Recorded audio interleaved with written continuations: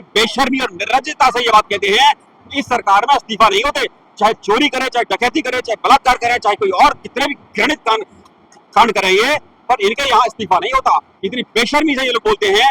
हम यही बात कहते हैं, अपराध पहले भी होते हैं, होते रहे हैं, अब भी हो रहे हैं, आगे भी होते रहेंगे। सवाल है उन अपराधों को आप हैंडल किस तरह से करते हैं। अगर जनता आवाज उठा रही है तो जनता की आवाज की मांग पर आप कम से कम जांच तो करवाइए। उस समय उतने देर के लिए उन मंत्रियों को, जो लोग उसके जिम्मेदार हैं, उनको पद से दूर कीजिए, जिससे भय का वातावरण पैदा हो। इनके यहाँ पर तो सारे नेता एकदम निर्भय हैं, किसी को कोई डर नहीं। कोई अपराध कर दें, किसी कितना भी बड़ा जघन्य अपराध कर दें, उनके ऊपर कोई आंच नहीं आनी। जय श्री राम के नारे की आड़ में और देशभक्ति के वंदे मातरम की आड़ में ये बड़े आराम से बच के निकल जाने की कोशिश करते हैं। अब जो है देश का युवा जाग गया है, छोटे छोटे बच्चों के मन में भी इनके प्रति वो भावनाएं आ गई हैं। देश हर तबके में इतना जागरूक हो गया है। अब ये बहुत दिन चलने वाले नहीं है।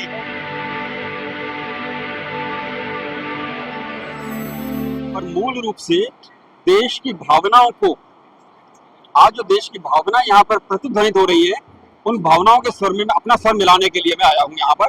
आज देश की सरकार के खिलाफ जो आक्रोश है युवा वर्ग में, उस युवा वर्ग के आक्रोश की प्रतिध्वनि सारे देश में सुनाई दे रही है। उस प्रतिध्वनि के अंदर अपनी ध्वनि, अपनी गूंज, अपनी आवाज मिलाने के लिए मैं यहाँ पर आया हूँ।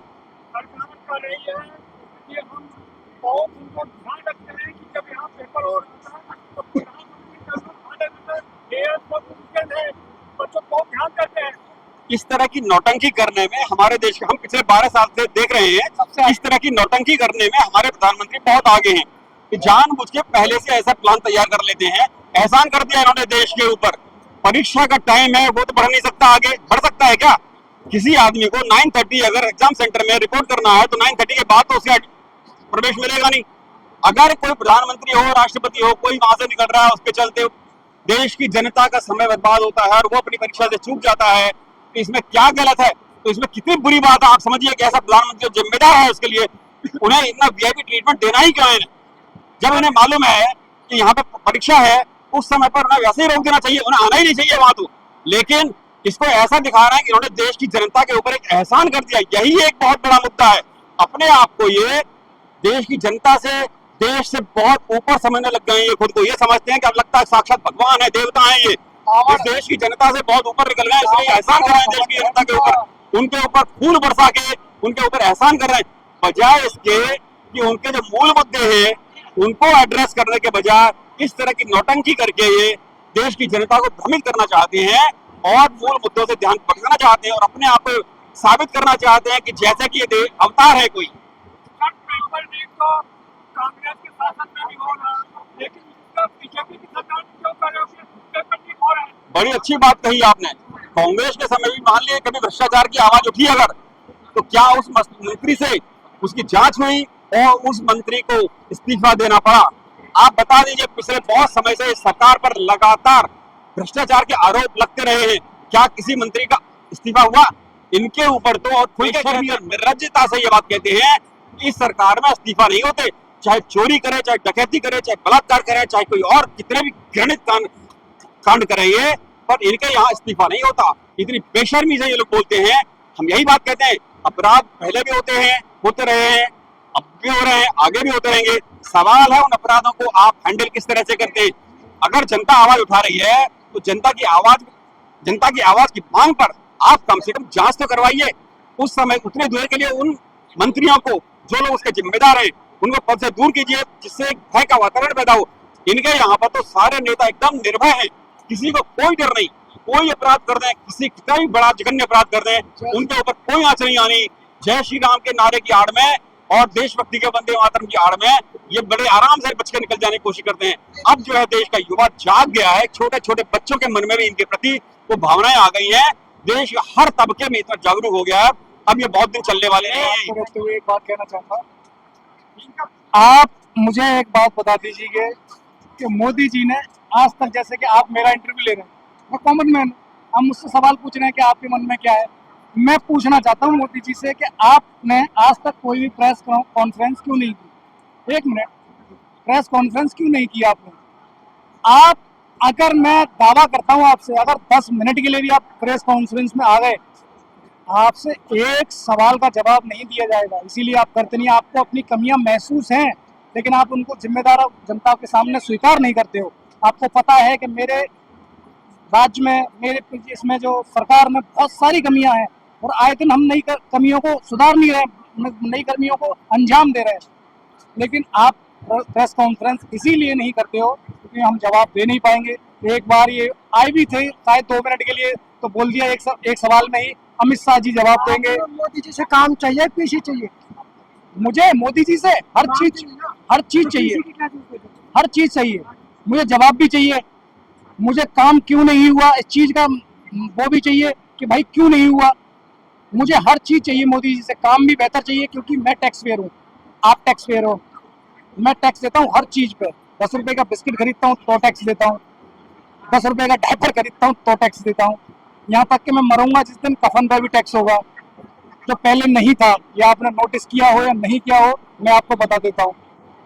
तो मैं अगर टैक्स देता हूँ, मेरे पिताजी घर में कमा के लाते हैं, मैं पैसा वो मुझे 100 रुपए भी देते हैं, तो मुझसे पूछने के हकदार है वो, मुझसे पूछने के हकदार है तूने 10 रुपए 100 रुपए में से कहाँ खर्च किए। पूछते हैं नहीं पूछते? आप अपने लिए तो आरटीआई है, उसके लिए तो आरटीआई जानकारी क्या चीज तुम्हें आरटीआई है, उसके लिए तो आरटीआई डालो।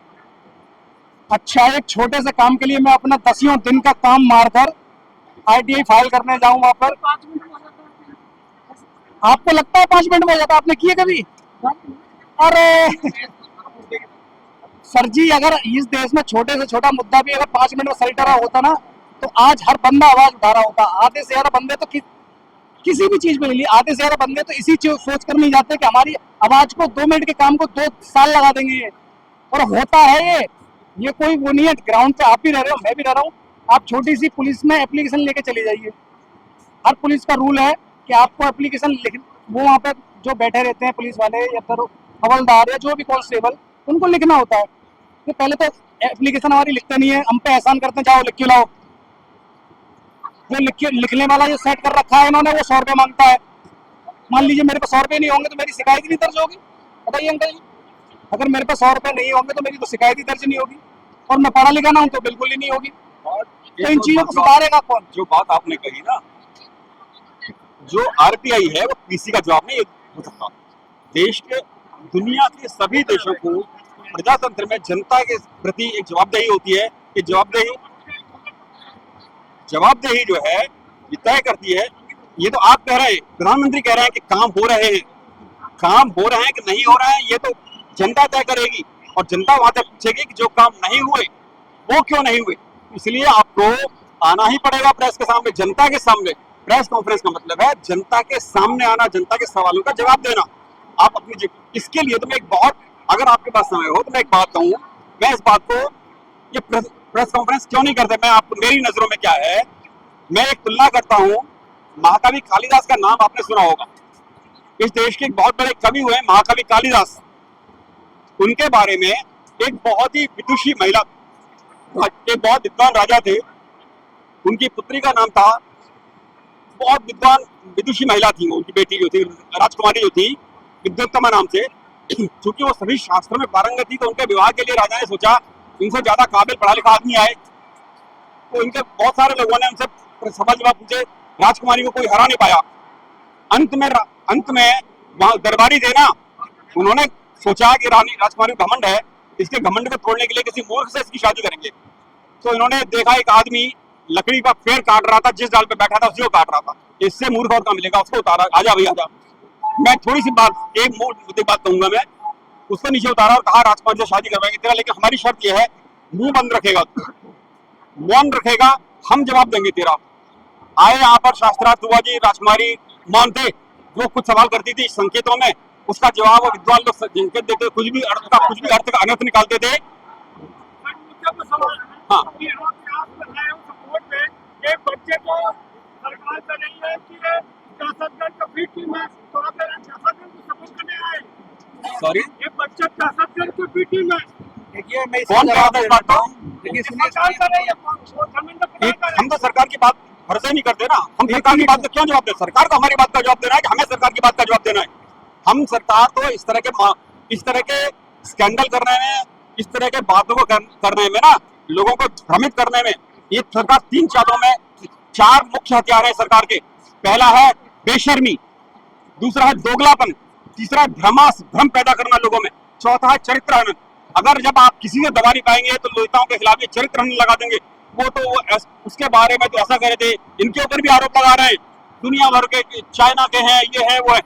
ऐसे चरित्र हनन के अंत में जाके ना चरित्र हनन को उतराती है सरकार की इन 4 बातों में महारत हासिल है इनको।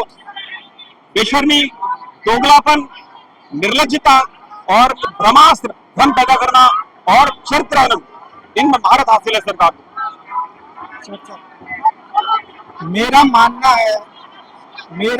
है भारत की जनता को और सारी विपक्ष पार्टी को एकजुट हो जाना चाहिए और इस बीजेपी सरकार को उतार फेंकना चाहिए, क्योंकि हमें भारत की जनता को मेन मुद्दों और जड़ पर ध्यान देना चाहिए। ईवीएम को बैन करना चाहिए, ईवीएम को बैन करना चाहिए।